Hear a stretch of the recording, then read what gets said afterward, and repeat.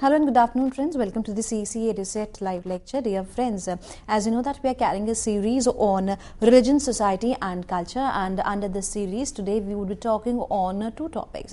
In first session we would be discussing on the 1857 movement, its origin as well as nature we would be covering, whereas in the second half we would be discussing on religion and mass mobilization. And for this very discussion we have with us in our studios Ms. Nuti Namita. She is a Assistant Professor in Department of History, Sri Venkateshwara College, Delhi University. So let's welcome our guest, Ms. Nuti Namita. Hello ma'am, welcome to DDC lecture.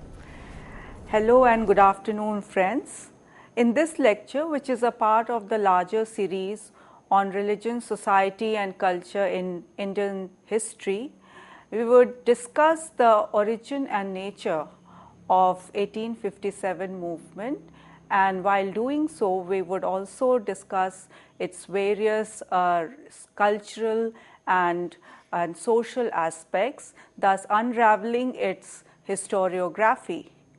Although dominant and conventional historiography would be discussed, but we would also try to locate the significance of the less publicized and less recognized perspective from the angle of the people on the margins. Voice of the people on the margins should be heard. For example, women and Dalits, what they felt about the 1857 revolt, that historiography we would also like to unravel before you. The 1857 movement, as you know, it was an upheaval which shook the Company Raj to its roots. 10th May 1857 was the day when the soldiers of the Bengal army stationed at Meerut mutinied against their superior officers, and after subduing them proceeded on towards Delhi, where the dying Mughal empire remained. The old and aging and dependent emperor Bahadur Shah II had no choice but to sign on the dotted lines, thus assuming the symbolic leadership of the movement of the revolt. This revolt quickly spread to other parts of northern India, of northwest and central India. Of course, many thousands of sepoys widely participated in this movement. However, it was also accompanied by a civil rebellion, by revolt amongst the populace, general populace of North India, who supported the military rising and gave a popular color to the revolt of 1857. This revolt was unleashed for almost a year before the British could take control over it, and by 1858 this rebellion was crushed. This revolt was supposed to have begun in Meerut in May, and the central issue of the greased cartridges has come to the forefront, was the main spark which ignited the light of rebellion, of mutiny in the barracks of the Bengal army. However, this was a big issue, and religious sensibilities and religious sentiments which were being hurt because of certain policies of the British government, of the company government, was responsible to a large extent for the uprising. The origin and nature of 1857 have generated an intense debate amongst the historians of the Indian history. The British, as early as 1857, the contemporary British officials, they gave they were divided, their opinion was divided between those who rubbished it outright and those who hailed it as a national revolution. Disraeli, while giving a speech in the House of Commons, felt that the rebellion of 1857 was a formidable rebellion and it needed to be suppressed so that the British could retain the jewel in the crown, that is Indian Empire. However, soon afterwards, the British viewpoint veered to the extreme other end, and they thought of it not a rebellion but a mere mutiny. They said that it was because of certain policies of the British company government that the soldiers and the sepoys of the Bengal army felt grieved, and therefore they rose in a kind of rebellion. J.W.K. and Charles Ball are of the opinion that religion and caste purity were the main reasons why the sepoys of Bengal army mutinied.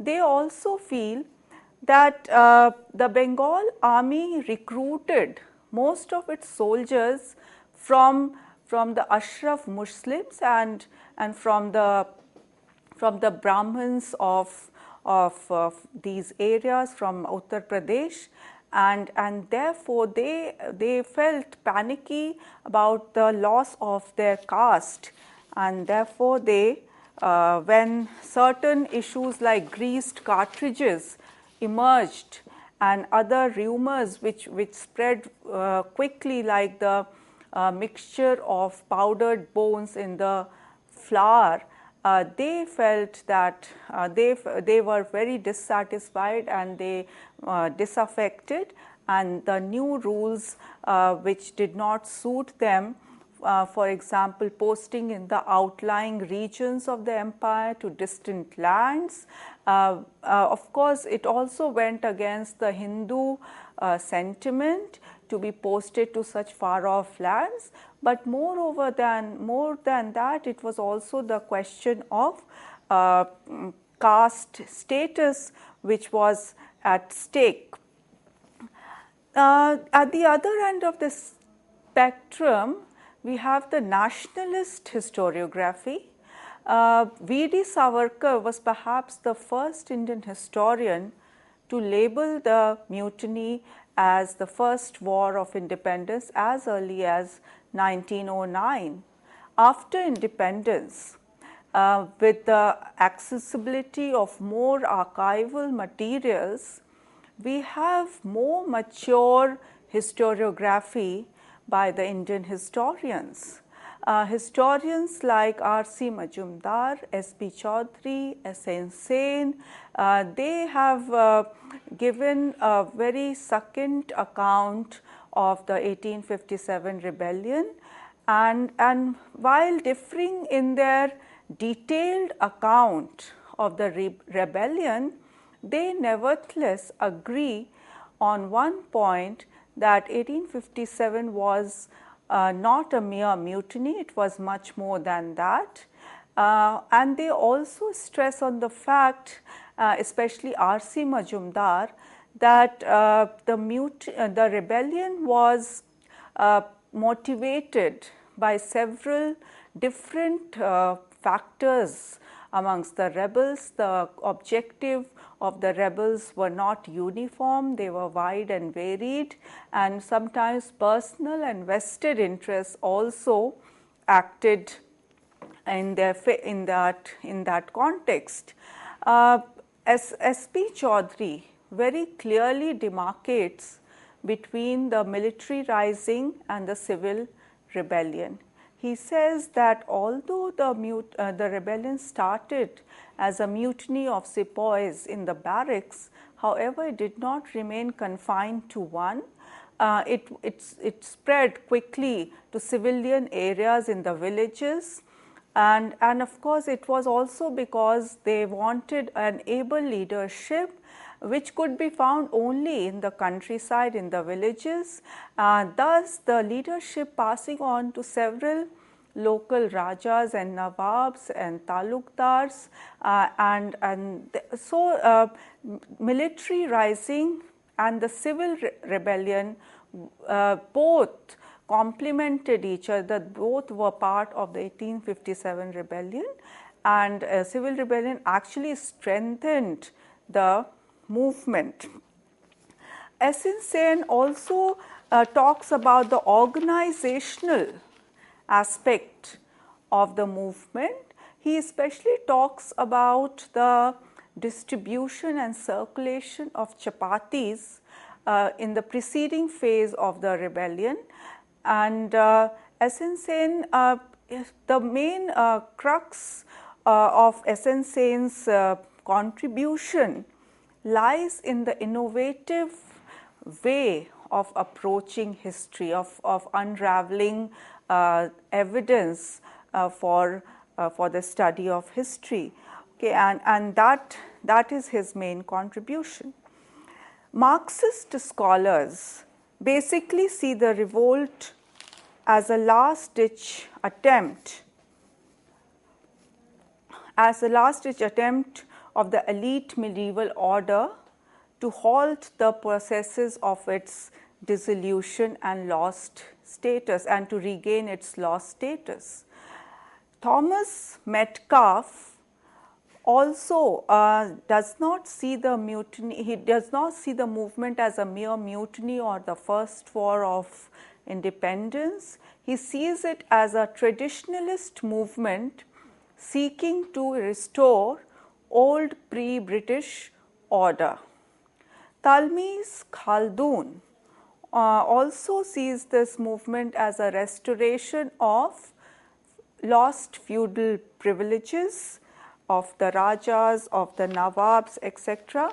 In this context, he talks about the rivalries emerging immediately after the first flush of success by the rebels. The inner tensions amongst the rebels increased after the first initial victory they assumed over the British. Okay, and that is another angle of looking at the 1857 movement is from the perspective of seeing it as a popular revolt. In this context, Rudrangshu Mukherjee, in his area study of Awadh, he sees the rebellion as a popular movement. He also tries to locate the significance of the movement by deciphering the linkages between the peasantry and the Nawabs or the Talukdars or the landholders of Awadh. He thinks that there were definite elements of complementarity and interdependence between the peasants and the Talukdars of Awadh.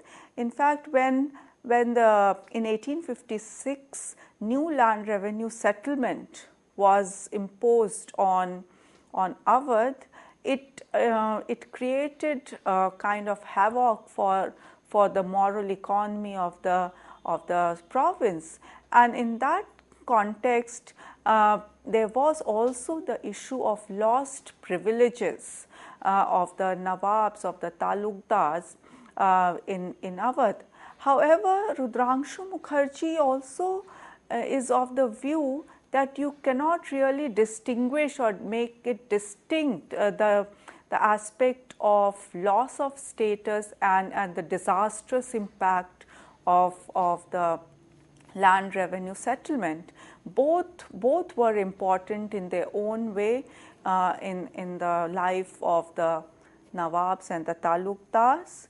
He also talks about the issue of magnate leadership. He says that peasants participated in the revolt in huge numbers, and although most of the times they followed their landlords But sometimes this concept of magnet leadership did not work. Sometimes the peasants struck out on their own, and independent rebellions were staged by them, independent of their landlords. So Rudrangshu Mukherjee is mainly talking about that peasants, they were not only involved in a subaltern role, sometimes they also were taking lead in the movement. So it was a popular movement where many peasants, and it gave a popular character to the rebellion. Tapti Roy, in the same context, she has also done an area study on the region of Bundelkhand, and here also she tries to unravel the complexities of popular militancy in Bundelkhand region. And she also discovers that the peasants tried to attack the visible symbols of colonial power, to destroy, for example, the houses and the visible symbols of power, like the bankers, the moneylenders, the British offices, etc. But after the initial attack on the colonial forms, they proceeded on to plunder the local forms of internal orders of exploitation. So those people who were considered to be responsible for exploiting the peasants internally, they were also not spared by the peasants. But she also talks about a kind of dependence between the peasants and the landlords, sometimes how they acted together against their common enemy, which was the British government, and therefore of course it also assumed a huge popular base with the participation of the peasants in the movement. Not only the peasants, but even the the people on the margins, the lower castes, participated in huge numbers. Amongst the alternative historiography, which perceives 1857 from the point of view of people on the margins, many scholars have contributed significantly. Lata Singh, in her article Visibilizing the Other in History, Courtesans and 1857 Revolt, has tried to ring in the role of invisible sections of society, women performers, commonly known as tawayafs, who don't occupy space in the bourgeois nationalist discourse, as the dominant historiography has consistently focused on respectable women. Lata Singh brings to the fore the role of the singing and dancing community of the 19th century North India in the revolt of 1857 by deciphering a play, Azinun Nissa, San Santavan Ka Kissa, a play written by Tripurari Sharma. The play highlights the political acumen of women performers by looking at the role of courtesans in the 1857 revolt. Singh has added an important dimension to the historiography of the movement. Badri Narayan's Reactivating the Past, Dalits and Memories of 1857, and Charu Gupta's Dalit Viranganas and the Reinvention of 1857 explore new dimensions of the movement in North India. Narayan focuses on the oral histories and myths built around Dalit heroes who laid down their lives fighting against the British. Dalit versions of the revolt find space in their narratives based on converging accounts of myths, realities, histories, and the retelling of the past, which they feel have been ignored by the dominant historiography. Charu Gupta gives a second role of Dalit women in the 1857 revolt. Guru Bhagat Singh looks at 1857 from a cultural perspective. He reflects that the 1857 rising was a liberative, multi-signified event, a happening reflecting the Indian culture of diversity. He stresses that it cannot have any unitary designation. He takes the help of a few literary fictions to illustrate his point. Thus, William Dalrymple's Last Mughals and Vrindavan Lal Verma's Jhansi Ki Rani Lakshmi Bai verifies his contention that 1857 was a multifaceted movement. Thank you.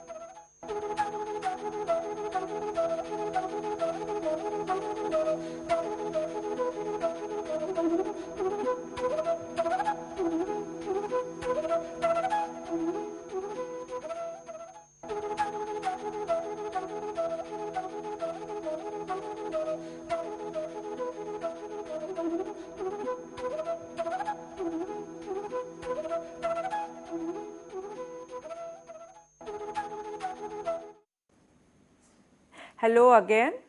The earlier segment we were discussing about the origin and nature of 1857 movement, and we discussed the various historiography of the 1857 movement. We also saw how intensely debated this present subject has been, not only as of now, but since the time the revolt happened, there has been a kind of a hectic speculation and discussion about the revolt and how it should be looked at and what kind of movement it was. We have seen over the period of time different historians giving their viewpoints, and it has veered between those people, the imperialist historiography, which has looked at the 1857 movement as a mere mutiny, to those historians who now look at it as a popular rebellion, which not only engulfed the people, the masses in the north of India, but also those people who are on the margins, those people whose voice we don't come to, whose voices are unheard of. Their versions of the revolt has also come up in the recent historiographical maneuvers, and we have seen how Badri Narayan brings to the fore the Dalit version of the movement, how he narrates, his narrative revolves around the Dalits, how they celebrate the revolt, the rebellion in their villages, and how the memorabilia, and how they actually celebrate their heroes, the Dalit heroes who participated in the movement and laid down their lives for it. So those kind of voices, and Lata Singh, we saw how she brings to the forefront the role of the courtesans, the role of the tawai, who were considered to be not from very respectable section of the society, the dancing and singing community of the northern India, which were an important part of the social and cultural fabric of North India, and of course many of them were quite learned. Many of them were very literate people, poets. So they also assumed an important role in the movement. However, their voice is again not very recognized from the dominant historiography, because they did not leave that much of an account. In fact, Azinun Nisa, which we are talking about, and Lata Singh, which she talks about that play by Tripurari Sharma, and how she unravels the role of the Tawayaf in Kanpur, and how she was very important in the so-called massacre of Kanpur. Okay, and so we have discussed all these historiography, the latest and the not so latest debates on the nature of the 1857 movement. And in this segment of the lecture, we would like to discuss the role of religion in the origin of the 1857 movement, and also would like to discuss how far did religion provide a mass base to the rebellion. Did it succeed in uniting and bonding the people and in creating giving a mass texture to the rebellion, or there was something else which was more important than religion? Okay. So the 1857 movement narrative revolves around religious and caste susceptibilities about the greased cartridges.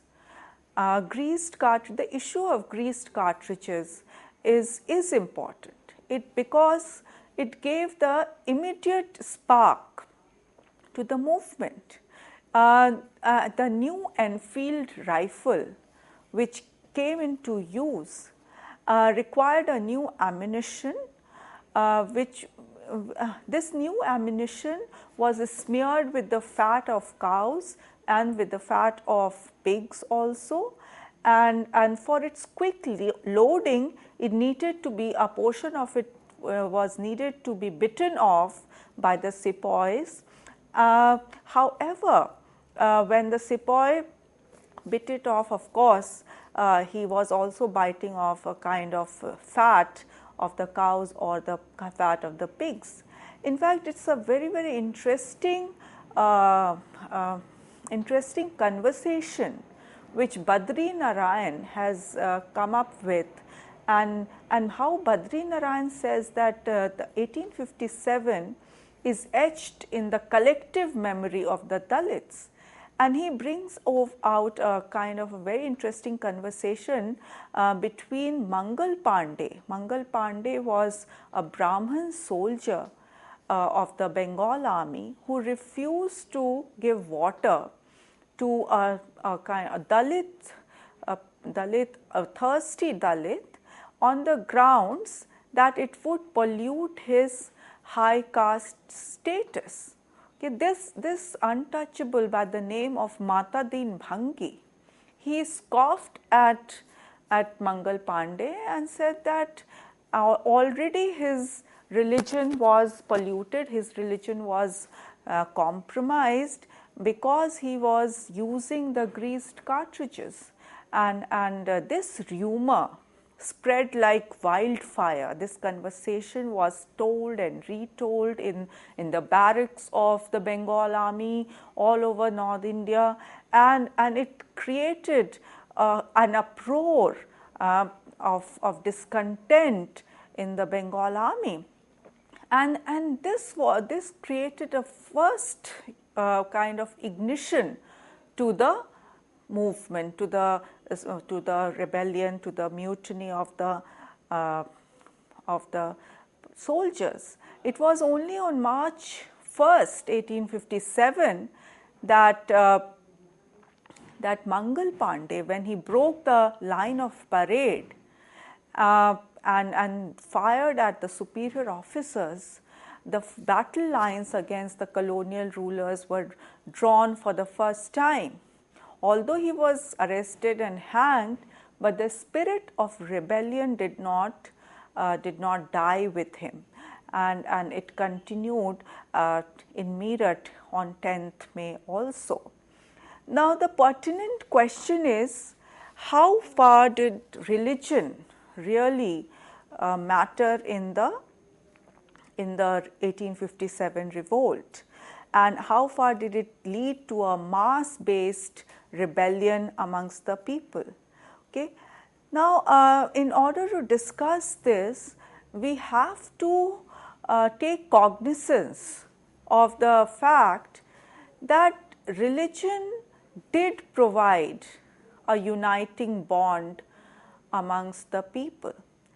The cry of religion was in fact quite effective in the absence of any weakness of national consciousness, or in the absence of any class ideology, as Shekhar Bandyopadhyay has said, that if there is no class ideology or class consciousness, then religion assumes greater significance. Okay. Of course, there were issues which the sepoys felt and were dissatisfied with. For example, when they were posted in outlying regions of the empire, and as the British Empire spread throughout the length and breadth of the country, more and more sepoys were deployed in these areas, and the fact that the sepoys, the Hindu sepoys especially, considered is as a loss of their religion to be posted outside their homeland was a major fact of discontent. On other thing, of course, there were this proselytizing activities of the Christian missionaries. It was a well known fact, and it wasn't a rumor, although that the East India Company encouraged and supported the Christian missionaries, the evangelicals, to spread Christianity amongst the people of India.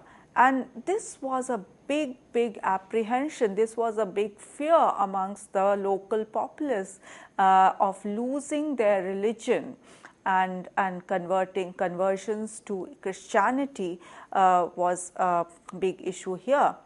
And of course, the rumor that bone powder was mixed in the flour further added to the apprehension of the sepoys. So these were they were underlying all the problems and the grievances of the sepoys. Religious sentiments being compromised was very significant. However, we cannot just ascribe religion as the only cause of the mutiny, of the rebellion of 1857. Even for the sepoys, as we have seen that Dr. Pati has actually he talks about the 1830s reforms in the army, the rules and regulations in the army, Bengal army were changed, and these regulations were not conducive to the sepoys to a great extent. In fact, it disturbed the power relations which had bestowed financial security to the sepoys and high social status to the sepoys. Okay, earlier the sepoys, when they were recruited in the Bengal army, they felt, and the whole villages also felt, that they had got a very lucrative and socially acceptable job, and they were engaged in something very productive. And of course, financial security was one of the major concerns which was preserved. In fact, the East India Company did not much interfere with the religious sensibilities of the sepoys earlier. However, later on, after 1830s especially, more strict rules and regulations were imposed. Their allowances were reduced, especially when they went to distant lands, especially when they went to far off areas, their allowances were reduced. And of course, their dark toll was imposed on them. In fact, postal duties, which was not imposed earlier, was a big issue of grievance for the sepoys. Okay, so there were several problems in the army and in the sepoys' life, especially after the 1830s. So apart from the religion, the practical, the financial and the economic issues also came to the forefront to goad the sepoys to rebel against the superior officers. Eric Stokes, while highlighting the local background of the upsurge, also argues that it was the fear of the loss of an upper caste status due to the use of fat greased cartridge that precipitated the uprising.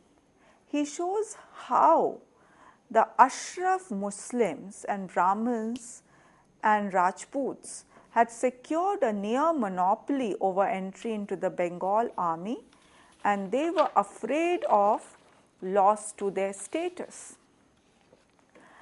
And many historians also concur that the revolt, although started and began in the cantonment, but did not remain confined to one. When on 10th of May 1857, Sepoys of Bengal Regiment mutinied in Meerut, they marched on towards Delhi to proclaim the old Mughal king as the emperor of Hindustan.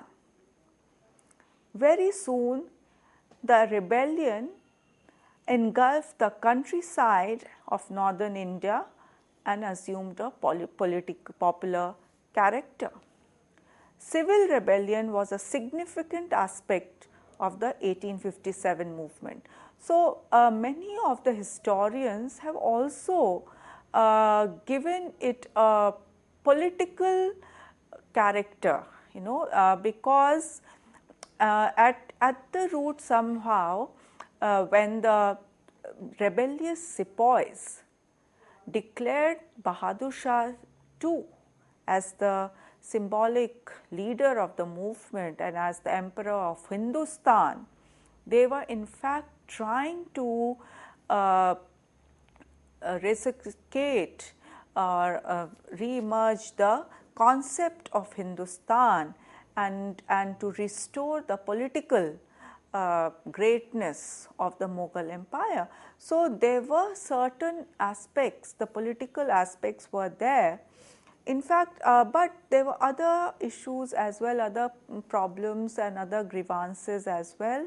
For example, Irfan Habib has given the term of agrarian uprising, and not the term agrarian uprising, but he has said that in the rebellion of 1857, agrarian uprising was an important ingredient, and he has said that this agrarian uprising fueled the 1857 movement very, very significantly. The Bengal army, he says, recruited most of its sepoys from the area which is now the present day Uttar Pradesh. And this was the region, excluding Awadh, where the Mahalbari system of land revenue settlement was imposed. Now, unlike the other two settlements, like the permanent settlement in the Bihar and Bengal and the Raiyatwari system in Western India, the permanent settlement is, the revenue was fixed, whereas in the Raiyatwari system, the revenue increase was flexible. But unlike these two settlements, the Mahalwari system ensured a regular increase in land revenue. Okay, and it proved to be very, very burdensome to the peasants and to the landlords. And apart from this, the insistence on collective responsibility for the payment of land revenue further added to the woes of the peasants. So, there were a significant percentage of land alienations which were happening after the Mahalwari system was imposed in UP.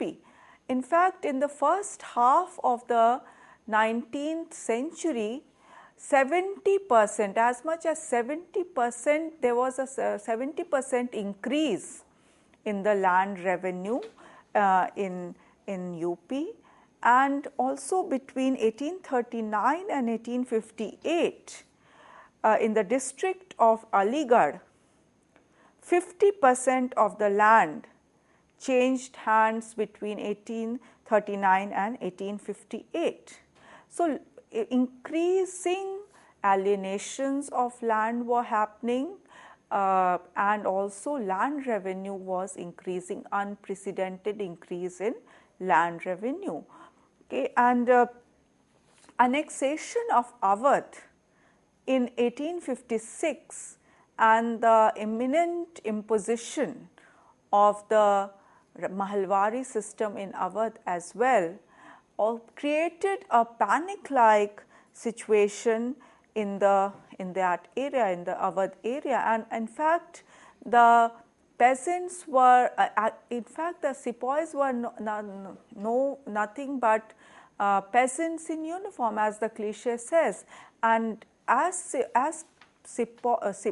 peasants, sepoys felt the burden of the increased land revenue system in Awadh and in other parts of UP.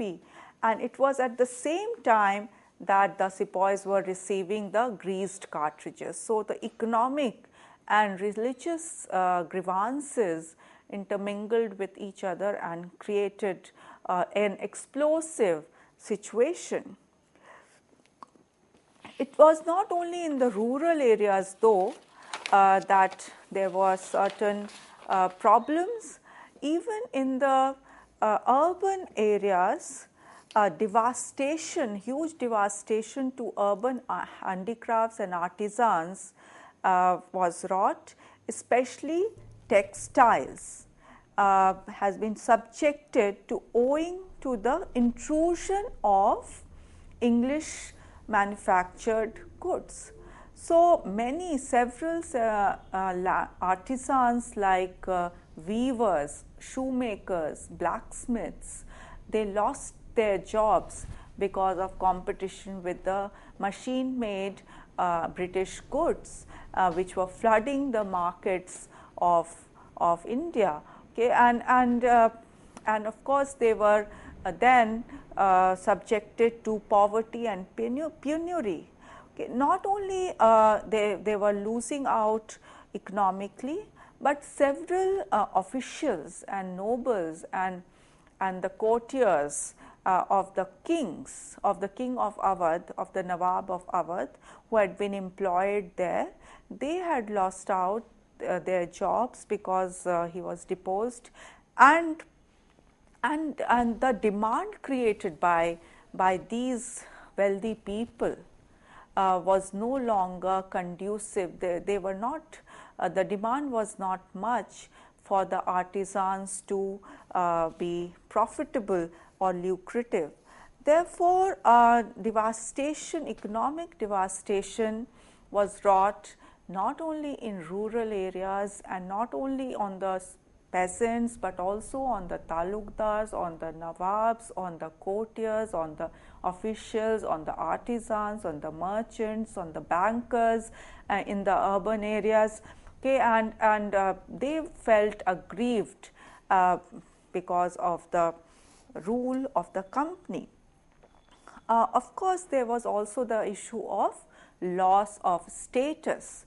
They wanted to restore their lost status. There was no doubt about it. The privilege, the prestige attached to be the Nawab or to be a court official, that was no longer applicable, and they felt cheated on this. And on top of it, the Christian proselytizing activities by the Christian missionaries, this created a very, very difficult situation, which was not only affecting the sepoys, but also the general populace as such. The people of northern India were witnessing handedly the situation where their religion could be converted to Christianity. Okay, and this was not acceptable most of the times. K.M. Ashraf has given emphasis to the revivalist tendencies of the Wahhabis. This was rooted in their hostility to the British, which was conditioned by the anger of the Muslim rulers. He refers to jihad or holy war and the several fatwas which were issued by the Maulvis. However, Iqtidar Alam Khan has put up a question as to who were these Wahhabis. In an article, Khan asserts that many people who are clubbed together as Wahhabis by Ashraf were actually Sufis. Okay, and he also reveals that the meaning of jihad, that is religious war, was not exactly that, and in the context of rebellion actually it meant a just war against imperialism. Okay, and so Irfan Habib, of course, he is also going on to say that religion was used by the rebels for mass participation amongst the people. But it is very, very important to remember that the religious cry was very careful in using this cry, because it should not create division in their own ranks. When near the close of July, the Muslim Eid-ul-Zuha festival came, and with its customary animal sacrifices, it was to be celebrated in Delhi, the rebel regime in Delhi took care to forbid the slaughter of cows, of oxen, of buffaloes, in order to prevent any kind of Hindu-Muslim riots. This insistence on religious cause can perhaps be interpreted as the weakness of national consciousness. But the sense of Hindustan, that it was in peril, that the destiny of Hindustan was under attack, that kind of feeling was there in the rebel statements. In other words, it was not simply the princely houses, but the masses of people also who were seen as victims of English oppression and were summoned to assist in the rebellion. Okay. Of course, there is no doubt that lot of factionalism, lot of parochialism existed in the rebel camp, and much of it was due to rebels' failure to establish a central authority or a centralized authority. So there were certain internal contradictions, of course, but on the whole it did have an impact. So when the rebellion started and it occurred, when it was unleashed, it was also accompanied by a lot of violence, lot of atrocities on both the sides. Actually, it was much exaggerated by the English that the Indian natives had perpetrated a series of violent attacks, not only on the white officers, but also sometimes on their families, and the kind of retribution and vengeance, the brutal and often unforgiving vengeance which was wrought on the rebels has left a very, very bitter collective memory of the rebellion. But it is important to note that Queen Victoria's proclamation of 1858, it has no space for apology to the Indians for the kind of violence and atrocities that the British unleashed on the Indians. So this is very remarkable in that sense. However, one thing is very clear, that 1857 movement was and is considered to be the greatest armed challenge to imperialism the world over during the entire course of the 19th century. As Dr. Pati elaborates, the rebellion symbolized resistance against aggression of imperialist policies in the first half of the 19th century. It is important to note that 1857 was not only based on religious or economic factors, but it was also a mass political struggle. The rebellion then later on inspired many anti-colonial imagination and movements. It was a multifaceted movement, and it had a great impact later on, not only the national movement which emerged in the latter half of the 19th century, but also on the policies of the British government and the kind of change in the ruling policy of the colonial rulers in India. Thank you.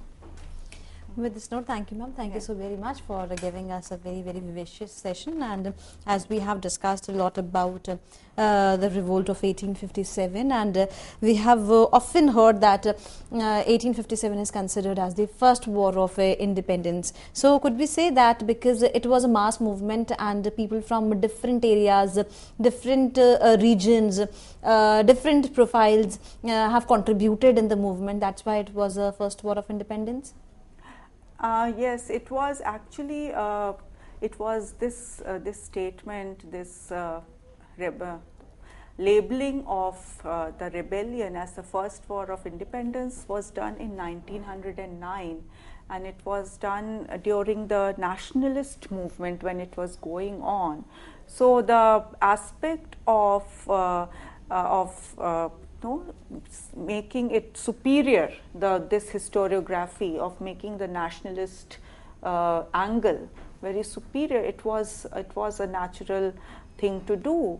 However, it is also, of course, important to see that this rebellion involved people from all sections of the society, from the poor, from different strata of society. Even the richer and the talukdars and the landlords participated in it, but it was confined to mainly to North India and Central India, and that is why it did not cover especially South India. So South India was noticeably quiet at this point of time, and even so that's why to label it as first war of independence, yeah, it was anti-imperialist, definitely anti-imperialist, anti-colonial ruler, and as I have just said, it was the very, very striking attack on British imperialism throughout the entire course of 19th century. However, to label it as independence movement, it is somewhat tricky. Yes. Yeah. With this note, thank you, ma'am. Thank you once again for giving answer to the query also. And dear friends, if you have any kind of query regarding today's lecture, then you can mail us at info.cec@nic.in. Your feedbacks are also welcome. So do write to us, and this lecture is going to be uploaded on YouTube very soon for you. So keep watching the lectures and keep writing to us. We would be meeting again very soon and would be talking more on this particular series. Till then, take care. Goodbye. Thank you, ma'am. Thank you once again. Thank you.